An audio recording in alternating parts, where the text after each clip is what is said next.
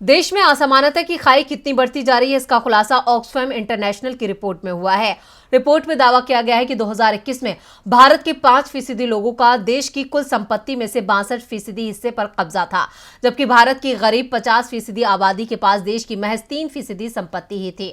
अब इस रिपोर्ट के आने के बाद विपक्ष मोदी सरकार को घेर रहा है। क्या कहना है विपक्ष का, देखते हैं ये रिपोर्ट।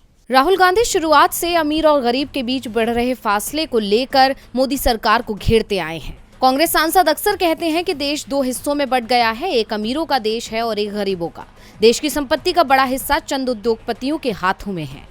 राहुल गांधी ने कई बार सरकार को आगाह किया, लेकिन सरकार ने हर बार राहुल गांधी को अनसुना किया और उनकी आवाज को दबाने की कोशिश की।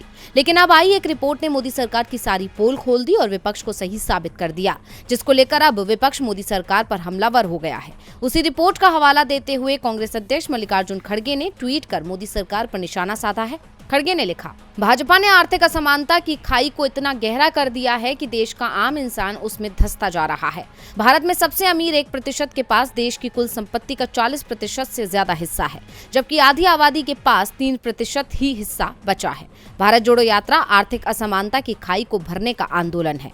इससे पहले राहुल गांधी ने भी आर्थिक असमानता की बढ़ती खाई को लेकर मोदी सरकार को आड़े हाथ लिया था। राहुल गांधी ने ट्वीट किया था, सबसे गरीब 50% आबादी का जीएसटी में योगदान 64%, सबसे अमीर 10% आबादी का जीएसटी में योगदान 3%। गब्बर सिंह टैक्स, अमीरों को छूट गरीबों को लूट। ऑक्सफैम इंटरनेशनल की रिपोर्ट आने के बाद से विपक्ष को मौका मिल गया है, क्योंकि विपक्ष और खास तौर पर कांग्रेस सांसद राहुल गांधी लगातार मोदी सरकार को सचेत करने में लगे हुए थे।